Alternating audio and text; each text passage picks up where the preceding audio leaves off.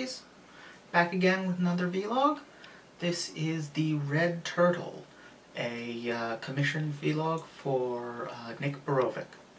Thanks for backing, Nick. Okay, so this movie made me cry, which is a pretty good sign for a movie. Not a lot of movies can do that, though honestly more lately. I don't know if that's because of being more in touch with my authentic self, or being more emotionally open, or regularly dosing myself with hormones, but I cried more easily the last few months. That said, this movie really got to me. It was a beautiful movie. It was stylistically very interesting. You could definitely see both threads kind of influencing it. It had that particular trait of high quality anime where the backgrounds are incredibly lush and detailed. The environments are very vibrant, very present, have kind of a character all of their own, where the human figures are much more stylized. And it had the Studio Ghibli thing where, in addition to that, the animals are very realistically drawn, very alive looking, very realistic. But again, the humans are not. However, the humans were not done in an anime-influenced style. There was no trace of Tezuka in their designs. Instead, the most obvious design influence I could see was, I've never actually said his name out loud. I think it's pronounced Hergé, the guy who made Tintin. That is, like, the black dot eyes, the angular noses, the just general proportions, very Tintin. So it was kind of neat seeing those two very different styles kind of meshing. I believe the movie is a Dutch-Japanese co-pro. I know it was Isao Takahata was one of the people in charge of it, and I think he was the artistic director. And then the Dutch or Danish side, I think, was character design and story and script. The other, of course, standout thing about this movie is that there is no dialogue. The only word said in the movie is "hey," which is a few different times shouted or said in various different ways, which is kind of cute. But there's no actual dialogue. Everything is there are voice actors. There are 3 voiced characters, but what you hear are the little noises people make. You hear panting, you hear grunts of effort, you hear cries, sobs, all that kind of thing, but not words. Which is a nice conceit, and it really makes the movie have to be carried on the visuals and the animation and the expressions, and the music and the sound design. Those elements have to come very much forward because dialogue just isn't there. And it really shines in all of those respects. I imagine it made it also a lot cheaper to localize the movie, because basically all you have to do is translate the credits. And the closed captioning. Of which there isn't a ton, because again, no dialogue. So it's just describing sounds. A few moments in the movie really jumped out at me as just impressive moments. One is right near the beginning of the movie. I went, "That's Ghibli water." There was something about the way the storm, the waves rolling in the storm, that just felt Ghibli. They were, Ghibli water has this particular quality to it. It doesn't look at all like real water. It looks like a surface that's being wrinkled and waved. And that's what this water looked like. I mean, the minute I saw that, I was like, okay, this movie is going to have Ghibli-esque environments, and it did very much. They were drawn very differently than a lot of Ghibli movies, but there was still, like I said, that quality of detail and lushness. The bamboo forest in particular was beautiful. The destruction of it by the tsunami late in the movie is simultaneously gorgeous and horrifying. It's sublime. In the literal sense. Nowadays we mostly use the word to mean incredibly good, but what it actually means is, like, beautiful and scary. It means, like, something that evokes a sense of wonder and awe, and a little bit of fear. And it's an emotional register that, if you can hit it, and it's a hard one to hit, but if you can hit it, you've got me. It is one of my favorite things for art to make me feel.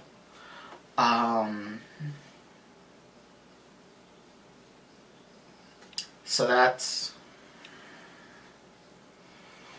was really well done, that scene. I'm kind of jumping around a little, I know. Going back to the beginning of the movie, the scene where the man gets trapped in that, I don't know what to call it, that it's not really a grotto because it's not underground, but that crack full of water. And, like, there was real tension there in him trying to swim out. The number of times he had to do it, and the obvious fear, and the look on his face when he got stuck the first time, like, oh my god, I've killed myself. And just what a horrible way to die that would be, drowning, stuck in a tunnel. Yeah, that was really well done. And then, what made me cry is, after the boy leaves, and then when we next see the man, he's old, and he and the woman grow old together, and for whatever reason, that set me off.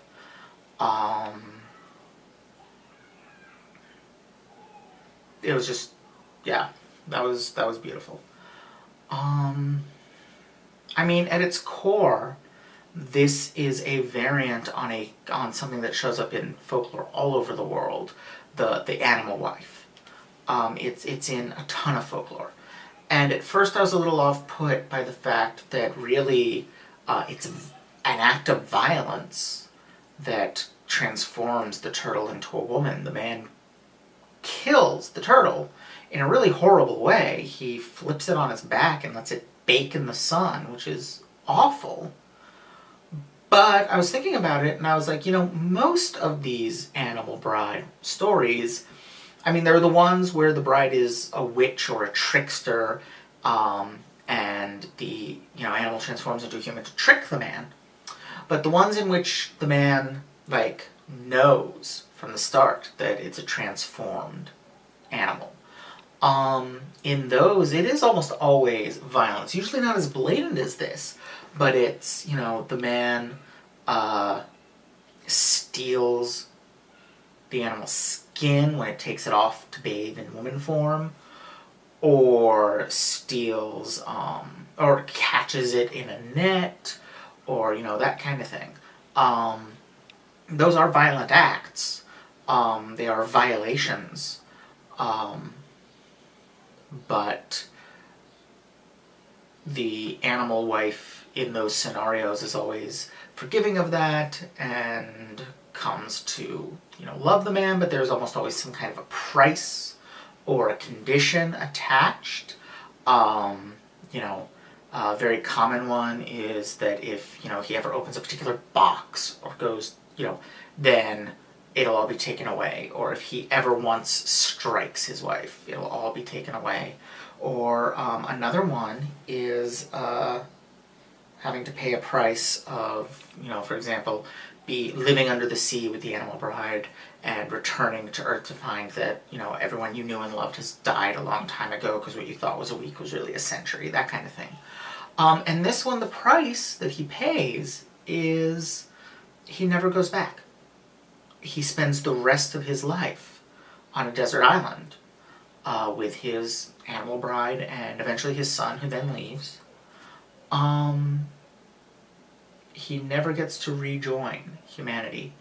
And I love that all we ever find out about where he came from is when, as a baby, the son finds a bottle and brings it to his parents.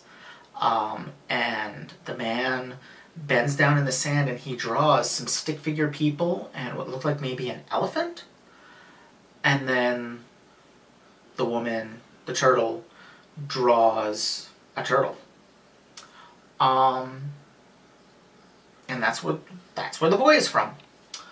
The boy, in turn, it's very appropriate that he just swims away one day and never comes back. He swims away with the turtles and never comes back because, of course, that ties in to one of the first scenes in the movie when the man watches baby turtles emerge and clamber down the beach and go out to sea. That's what turtle children do.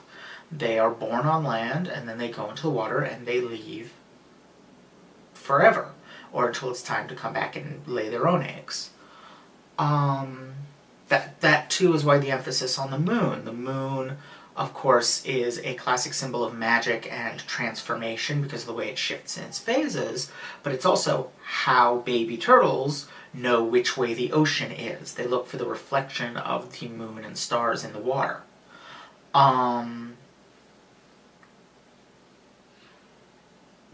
It's very... it's a clever movie, but more than that, it's a beautiful movie. Visually and just the contemplative sense of it.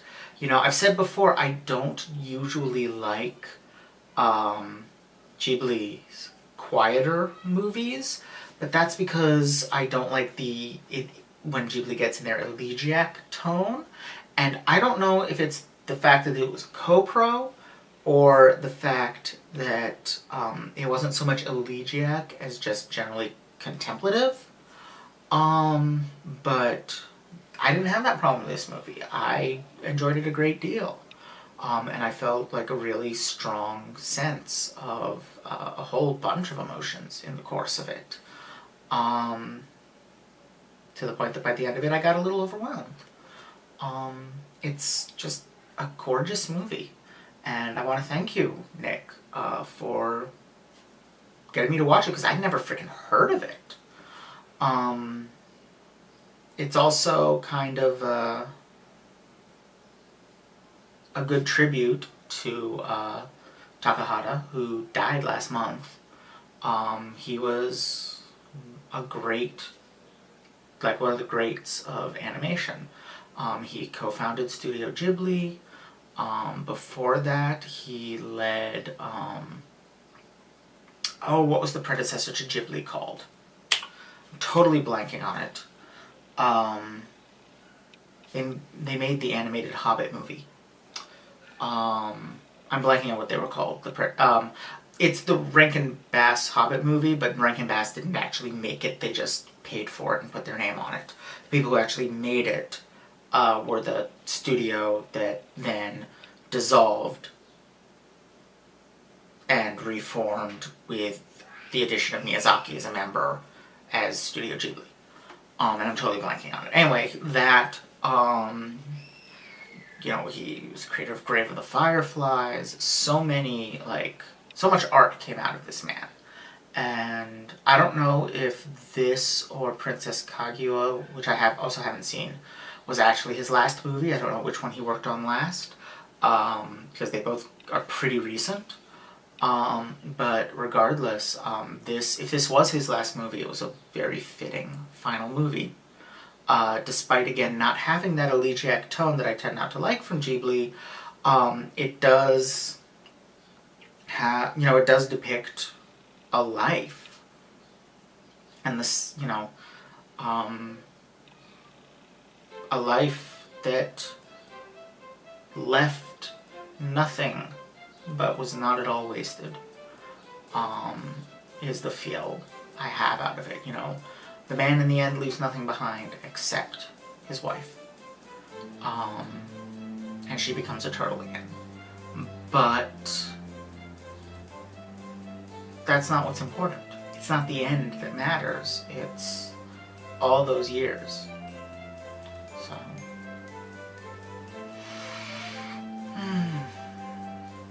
really beautiful movie. I'm really happy I watched it. And I think that's about it. Thank you all for watching. Don't forget to like, comment, subscribe. Check out my Patreon for early access to vlogs, gaming videos, essays, and more. And I will see you all next time. Bye!